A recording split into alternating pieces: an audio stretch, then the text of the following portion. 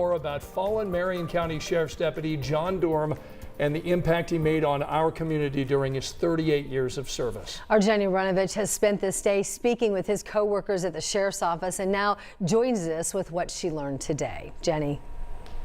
In this very public space, we've witnessed some private, poignant moments, all honoring a man dedicated to public safety and his fellow Hoosiers. Tucked among flowers and photos at the growing memorial for fallen Deputy John Durm, one personal tribute stood out. A handwritten message of love and loss from his wife. Ramona Durm, made a widow by violence just 24 hours ago, was surrounded by support here, embraces from colleagues who embrace public safety just like her husband did, just like she does. They are a law enforcement family, quite literally. And over his 38-year career, John Durm created an even larger family of fellow deputies, mentoring the young ones, making a difference daily. He made everything better, you know. It brought a smile to everybody's face and made a hard job, a difficult job, bearable. He just made people happy. Genuine, friendly, compassionate, just an all-around great guy. There is nothing that we will be able to do to replace not only him as a deputy, but John Durm, the man. A gentle giant, she calls him, not in stature, but in spirit. His loss has been tough to take. He left very large footsteps for us to have to fill, but he also left a legacy. A legacy of service and sacrifice and laughter that his loved ones will try to carry on.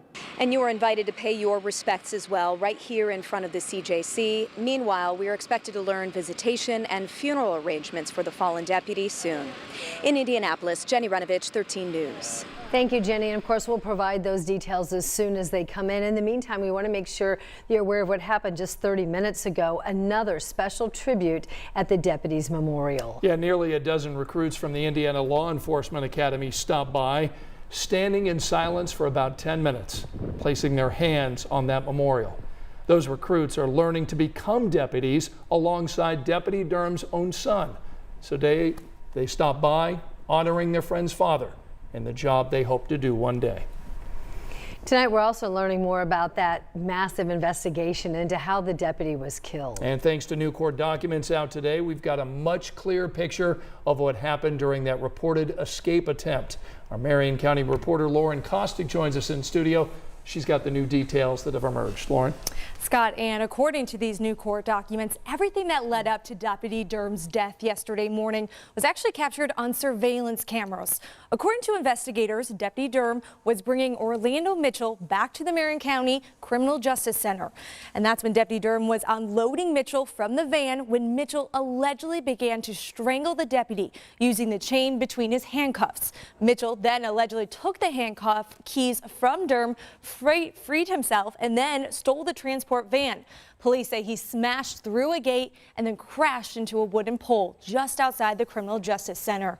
And 13 News arrived at the scene yesterday, and when police had recaptured Mitchell near the scene of the crash. He is currently being held in the Johnson County Jail on preliminary charges of murder, robbery, and escape. And just a few hours ago, the Marion County Coroner Office did confirm that Deputy Durm died because of that attack. And of course, the coroner also expressed her condolences to the Sheriff's Office and his family. Yeah, very tough. Yeah. Lauren, thank you. Well, we know that many of you want to pay your own respects to Deputy Durm. And you can find out how you can do that